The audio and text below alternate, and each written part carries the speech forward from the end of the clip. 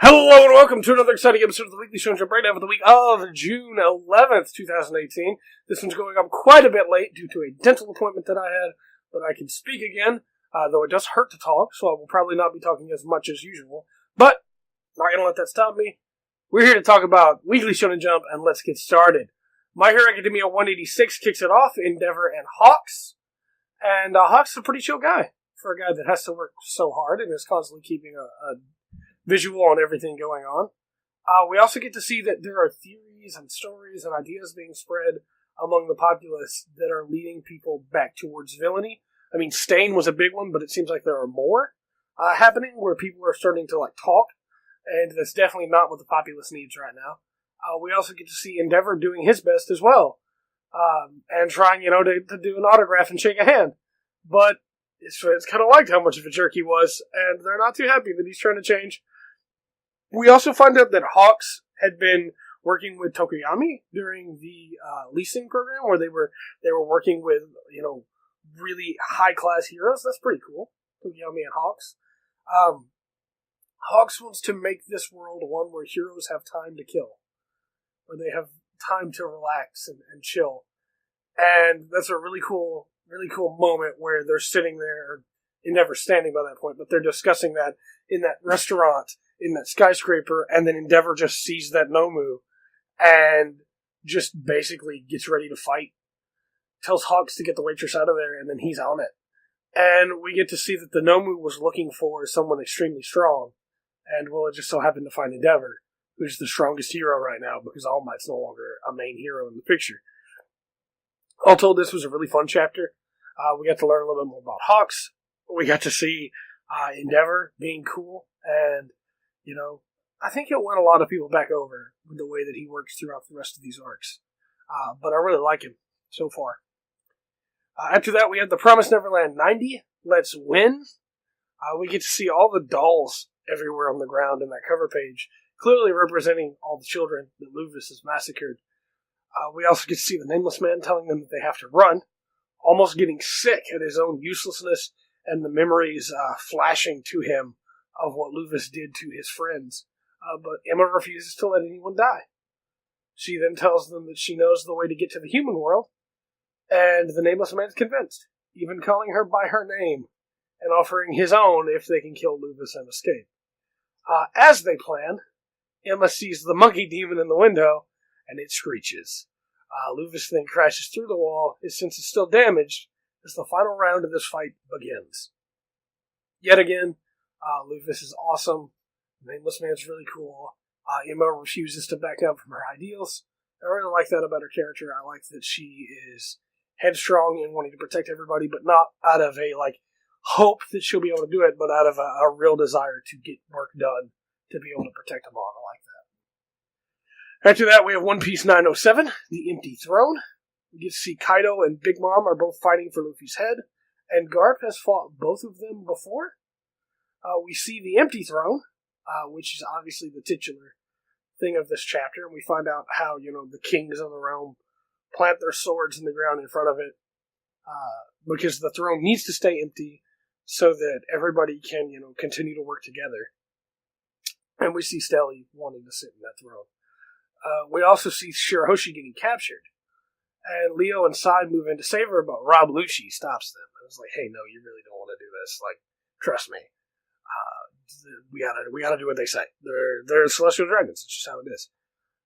We see Vivi basically commanding them to give her back. But Neptune is too far gone at this point. Having seen what the world government will allow and what they would do to his own daughter, he plans to take his people back underwater. We get to see, and he's towering forward. We get to see Vivi, trying to explain to him this is not what humanity's like. Humanity's better than this. These people aren't human. And before anything can escalate there, we get to see Don Quixote Miosgard, the celestial dragon that Otohime saved, rescue Shirahoshi in a really cool way by just basically bashing Charlos down. And, he tells him that, hey, I'm here to repay the debt that I was given. Everything that I have is at your disposal, King Neptune. And then we get to see this cut to the five elders, and it looks like Shanks is in front of them and has a question about a pirate. Okay, Shanks, alright. I don't know, I didn't expect you to be here at the Reverie, but you are, and that's really cool, actually. After that, we have Dr. Stone 61. Stone Wars begin. Chrome overhears the plan, and it is a doozy of a plan. To convince Tsukasa's people that Lillian Weinberg is still around, using the record, and then to use Gen's mimicking skills to sell the lie that the U.S. is back to normal and is on Senku's side. It's a really good plan, actually, that, of course, is a complete fabrication, but really solid when it comes to deception. Chrome joins the Lie to Everyone team with the plan to save billions, even knowing that, there's no way that they'll all be able to be forgiven from it afterwards. Then the away team is chosen. Chrome to help set the phone up, Magma to carry it, and Gen to lead them. All they have to do is get this phone to Taiju and Yuzuriha. But Homura still has to be dealt with. So they set up sound bombs. And it's really cool. It's really nifty as the Stone Wars begin. It's the opening volley of the Stone Wars would be sound bombs. And it's very fitting that the opening volley is something completely non-harmful to Homura. Good chapter. Good chapter. Again, I'm being a little bit more concise this week because it hurts to talk. And I'm doing my best to get through it while still giving you guys my opinion without just bogging it down with conversation. But we'll see how it goes. After that is Food Wars 266, The Scent of a Shokugeki. Megumi has a dream of Soma cooking for her, which is interesting. Clearly she hasn't seen that the Soma Arena ship has left the harbor. And Soma helps out the head chef of the inn they're staying at. Head chef and the owners of these various inns keep disappearing. How interesting. Clearly, so Shokugeki's going on there. Definitely the title didn't let you know. They meet a weird foreigner who is definitely the person behind all this. 100%. And then somebody challenged the head chef of the inn that they're staying at to a Shokugeki. And this chapter really didn't do much. We got to meet the foreigner, and we got Megumi's dream, but other than that, it was kind of just the final nail in the coffin that said, hey, it's all related to the head chefs and the owners disappearing. And it's But I mean, that was pretty obvious from last chapter, wasn't it? So I don't know, it just felt a little weird to have this chapter in the middle of this arc, where not only have we met the person behind this, but we've also figured out exactly what's going on, and our heroes haven't, and it's a really weird situation to put your viewers in. Because almost always will they get upset that the main characters are not figuring it out quickly enough. And maybe next chapter, someone figures it all out. Maybe he's already figured it all out. But it just felt a little weird for it to be like, oh, nobody else saw that guy smile but us? Okay, I guess. Because he's definitely the one doing all this. After that was Black Clover 160. You probably don't know. They leave immediately, honoring their word to Nozzle, and they take the Purple Orca's mage with them. Then they immediately split up. Rufel is inside Luck's body. That's the elf's name that's in there. But we see that Luck is indeed still in his own body as well. Because the attacks, again, miss.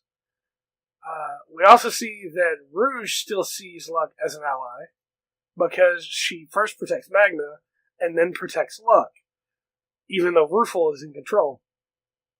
Magna is determined to free his rival, no matter what, and blows both of them up. Also, by the way, Magna has learned a new spell that allows him to delay the teleport on his attacks, basically, which is really cool. And then he has the exploding ones as well.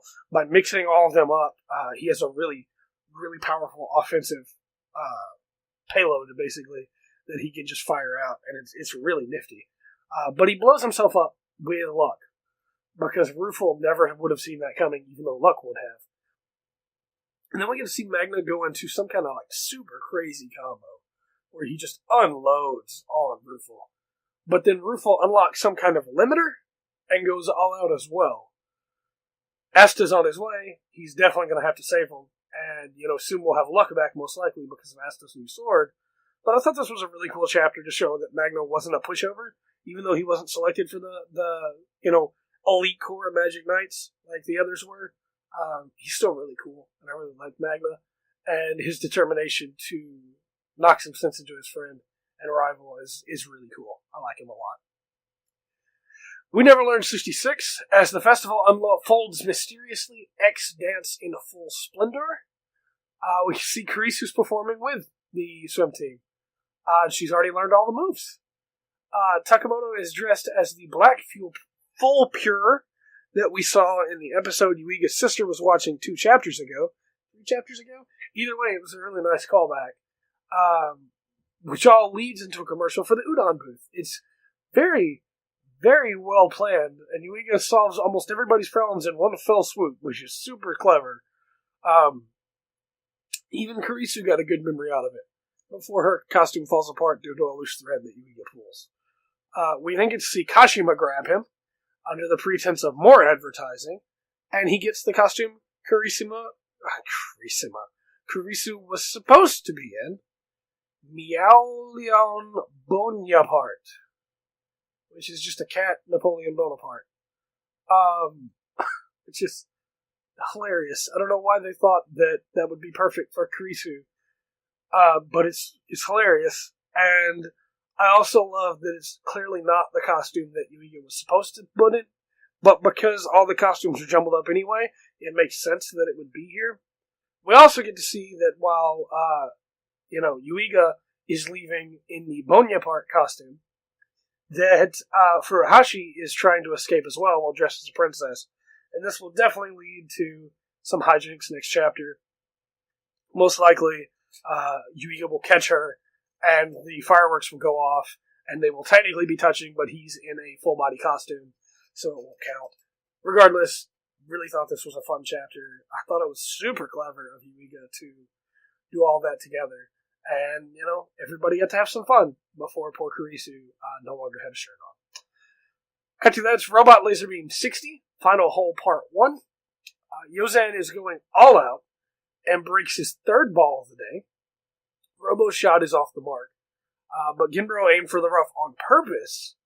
He lines up for his next shot and thanks Robo internally, stating that this is the reason he came to the mainland in the first place, before making a beautiful shot, which hits the flag and stops. Robo's exhausted, but with his EX laser, he could probably still pull out a win here, till he goes for his practice swings and accidentally throws his club mid-practice swing. Robo is completely exhausted. The friends state that there's no way he can do an EX laser under these conditions. I bet he probably still can, but should he? Because he might pass out if he does. Robo is completely beaten at this point, physically. And he may be able to pull something out here, but it's going to be tough. It's going to be tough for Robo to stay in here. After that, we have One Punch Man 82, Escalation. This was an amazing chapter, by the way. It by far has the most notes out of any chapter that I've taken, and it also was the longest chapter that we've seen in Jump in a while. So, the chapter starts with Bang tossing Garo around, who almost loses consciousness at one point. Genos senses more monsters in the hole, and puts together clues as to where it leads. Could that be the monster's hideout down there?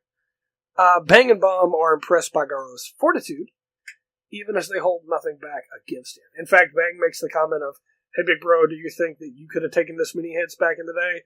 And Bomb's like, "Back in the day, yeah, but not now."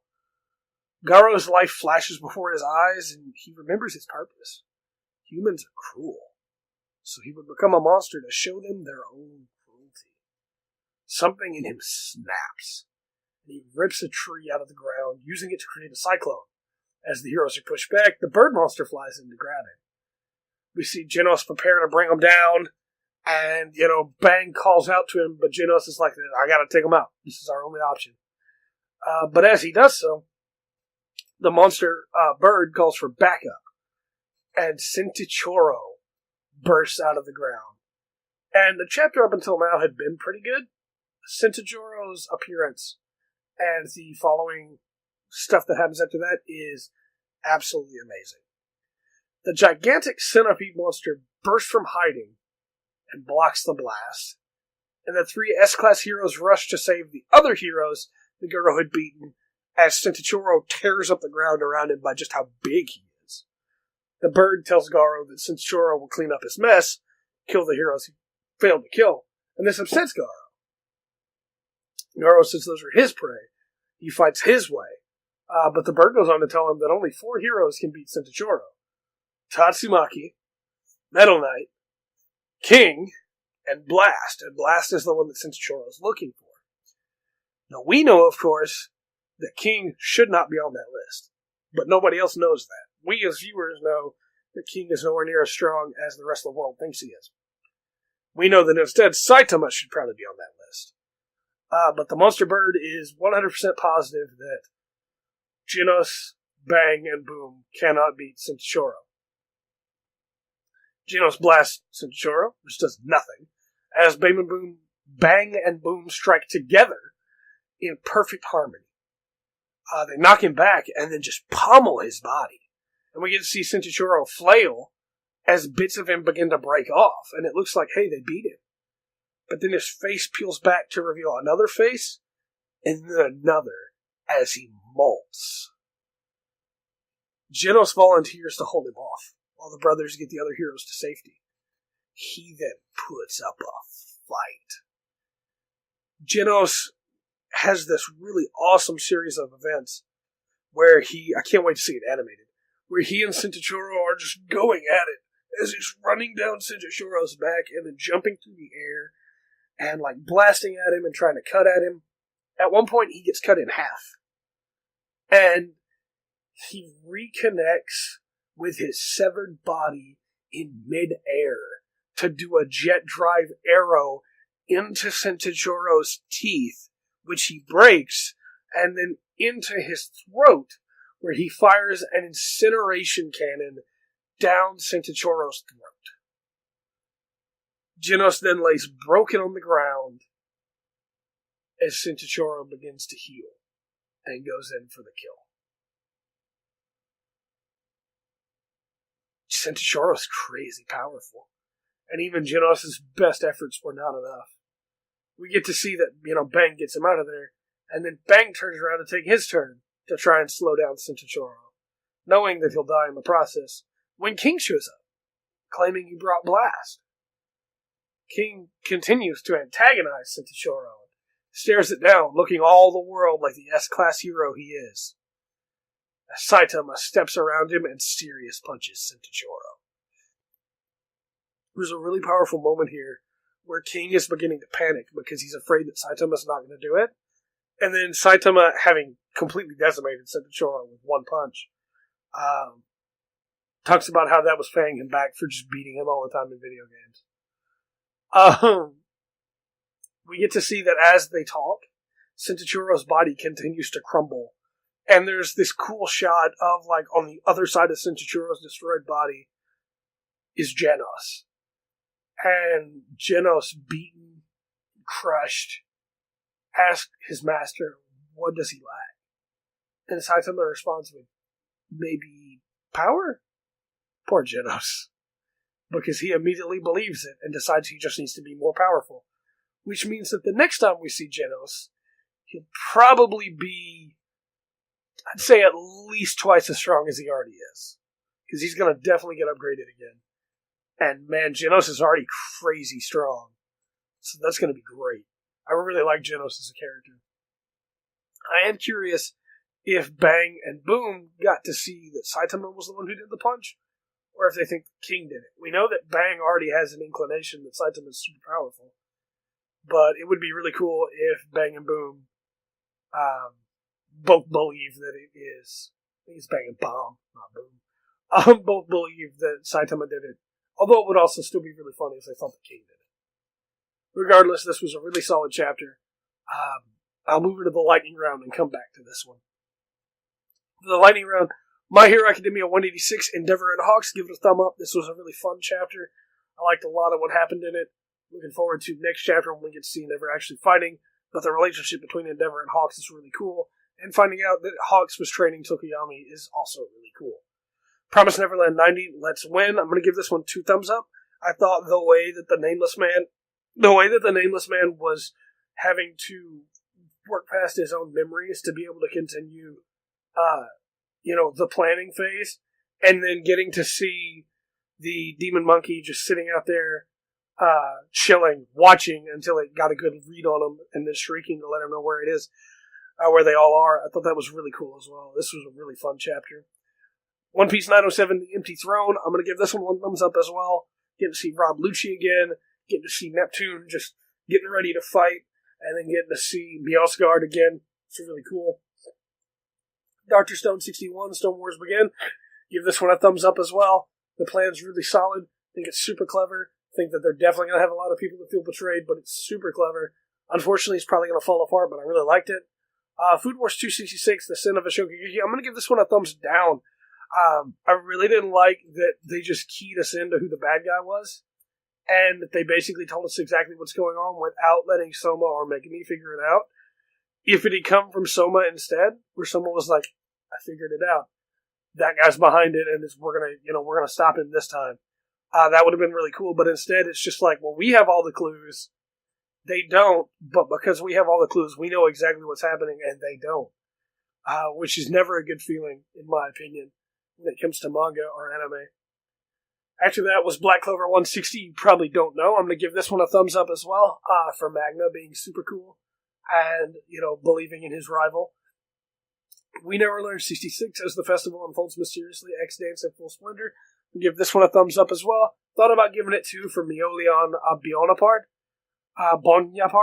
but, it's still a really solid chapter.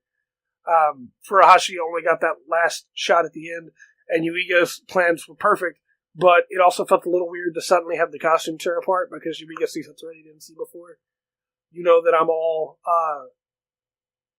for Kurisu fan service, but that just felt weird and kind of shoved in there. Robot Laserbeam 60, Final Hole Part 1. I'm going to give this one a thumbs up as well. I'm ready for this match to be over, but I feel like we've gotten to this point where Robo's exhaustion makes perfect sense, and it makes a lot of sense that he's really struggling right now. And I am looking forward to seeing how it all evens out. And then One Punch Man 82 Escalation. This one's getting 2 thumbs up. I love Genos. I think Genos is super cool. Getting to see Genos fight even though he knew that he didn't stand a chance. Trying to counteract his own weakness just with willpower alone. Doing the best that he possibly could. And it's still not being enough. And him having to realize that it doesn't matter. That I still couldn't do it, but I did my best. Only for Saitama to step in and save him. I love Genos so much, and I've said before, for me, the thing that sets One Punch Man apart is the way that the other character stories are told. Saitama's story is really good and great and really interesting, but I love the other character's story even more, because you look at Moomin Rider, or you look at Genos, 2 characters that are doing the best that they can, and will always strive for the best that they can, even though they're nowhere near as powerful as Saitama. And they're thrown up against these extremely tough opponents that they couldn't possibly hope to win against. But they still have to fight. And yeah, we know as an audience that Saitama could just come in and save them. But what if he doesn't get there in time? And this whole fight for me between Genos and Senchichoro was that. It was, what if Saitama doesn't get here in time? Genos could die. And yeah, he doesn't die, but that doesn't mean next time he'll get away either. And I just really loved that Genos gave everything he had, put up an amazing fight, and he just wasn't enough.